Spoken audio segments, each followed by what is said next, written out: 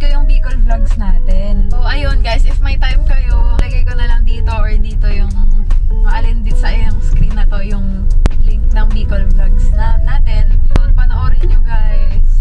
Ang saya ng Bicol. Actually, kung may chance na bumalik sa Bicol, babalik talaga ako. So, paunti yung backlogs ko. Pero, since nagpa-vlog ako kagaya ngayon, so dadami na naman ulit siya.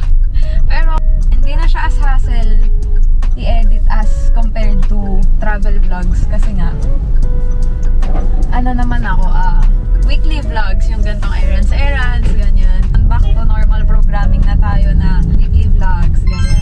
Life update. Wala na mga update sa buhay ko bukod guys sa ikakasal na tayo. Ikakasal na ako.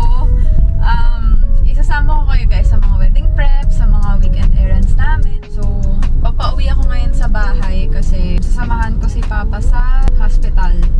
So, ano muna tayo ngayon? Duty muna. 2 hours later. Nandito na kami guys sa May Kawayan Doctors. Dinrap ko na sila mama dun sa bungad. Puntahan ko na rin sila. Hindi ko alam kung saan yun actually.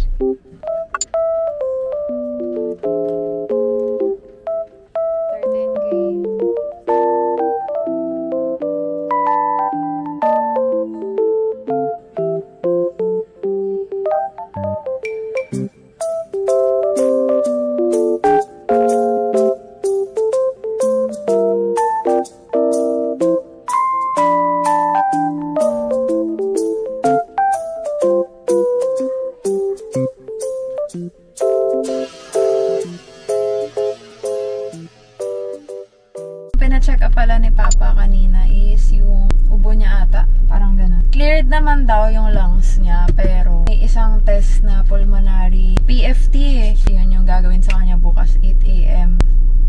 Super laki ng tulong ng HMO guys kasi 'di ba covered ko si Papa. Nad ko siya sa akin 1,700 a month. Tapos yung gagawin bukas na PFT is 3,500 agad. So ang laki agad nung parang bawi agad, 'di ba? Marami pa siya ginagamit niya rin yung card pag CT scan ganyan.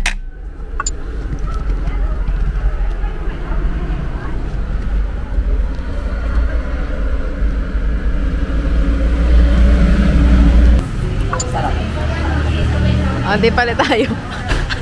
Tikman mo yan. Haluin mo muna, matcha kasi eh.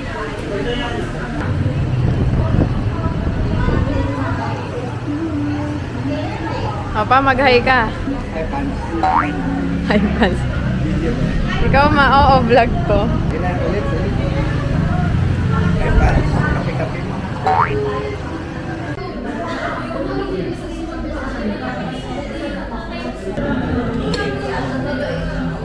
Pero inabutan mo naman siya.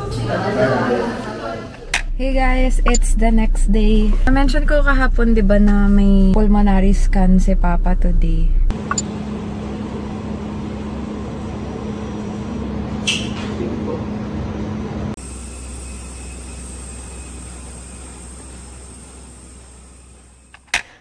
Ayan guys, alas na ako. Hindi ko mailayo yung DJI kasi nakasabit siya sa bag ko. Ayan ang ating outfit. Ito yung Birkenstock na pasalubong ni Kuya. Then, H&M pants. Low waist yan, guys. Tapos, Shopee top. And may mga dala akong kailangan kong ayusin. And let's go na. Kitain na natin, guys, yung mga kaibigan ko. Kasi dadaanan ko sila. Pero along the way naman sa pupuntahan namin. So, let's go. Hindi ko pala nasabi, guys, no? Kung saan kami pupunta. Isa-search ko yung place, 25 minutes from sa amin. Kaayaan lang kami mag-lunch kasi yung isa ka naming kaibigan, si Ena. If nanonood kayo ng mga vlogs ko before, si Ena yung basta siya yung umiiyak every staycation. Mag-Australia na kasi siya by October. Sinusulit na namin yung mga days na lahat kami walang pasok. Pero hindi namin makakasama si Fatima kasi yung isa naming kaibigan. Siya mag-fly na siya to Vietnam kasama yung partner niya.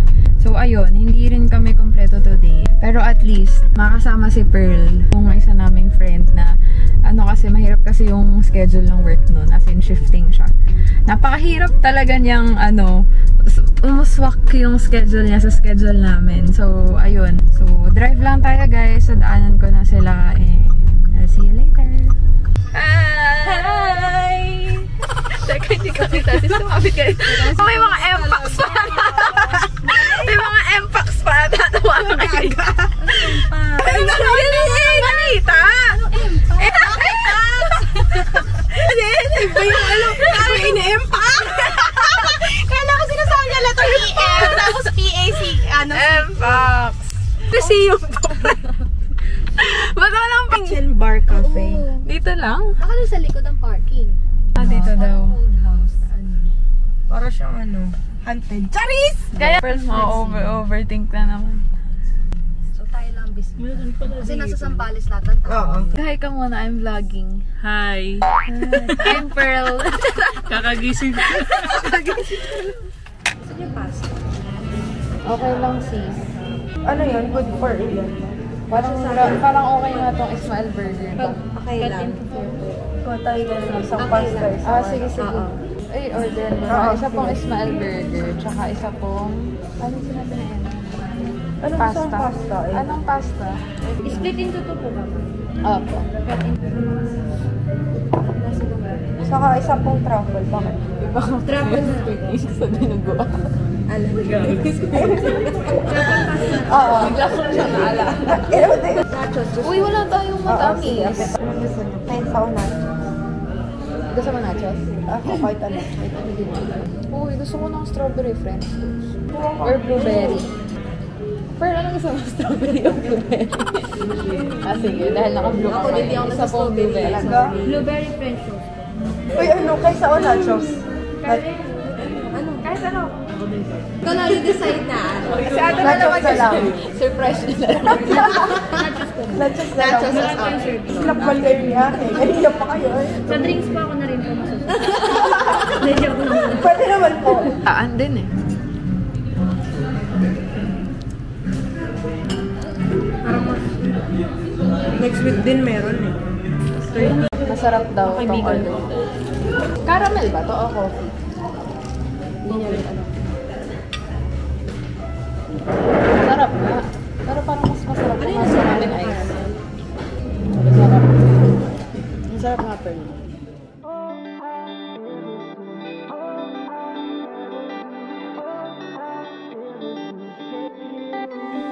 I need a distraction, 'cause I've been spending too much time at the gallery of memories, pretend they all still mine. It's a trick of a mind that's trying to hold on to a love that's dying, 'cause letting go means saying goodbye, and I ain't ready for that. 'Cause all that I ever do is trying to get over you. I know, gotta let you go. And all that I ever need is you right next to me. I know that I gotta let you go. 'Cause all I ever do is trying to get over you. All I ever do is trying to get over you. Just take me downtown and drown me in the light. I need a remedy, some melody, some faces that I don't recognize. Maghahay muna kayo. Sinasamahan nila ako magtingin ng wedding gown. Thank you! Kapag may nagre-relax dito sa Habang merong antok na at mag-work pa mamaya.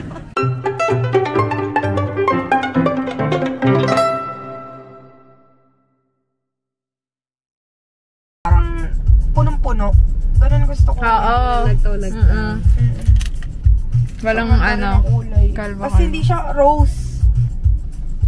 Ano siya? Yung sinend mo sa GC? Parang gerbera. Gusto ka na doktora, pwede mo pa check. Kita pala yung company ni So Sick of Love Song. So Sick of Love Song. Minsan lang kami magkita-kita, may sakit pa ako. Anything for... At nilayuan na nga si Ena ng mga customer. Lamig. May aircon kasi. Parang lamig. Kakain na naman Hindi kami. na ng mga ano. Hindi na kinalala ng mga tipang lamig. Yes. Yung isa naging doktoran. Charot. Isa lang ito. Isa lang naging doktora. Bukliin niya rin. Ay, nagsit sila. Sino? Oh, Ena, oh. Ngayon ko lang narinig yung gamot na yun. Oo, may Fatima. Ano? Sis, maghahiga kasi aalis ka na. Ay. Kakain na naman kami. Every minute slipping by, even when I close my eyes. Ruthless, I know. You might even wonder why I go MIA sometimes. I can't deny.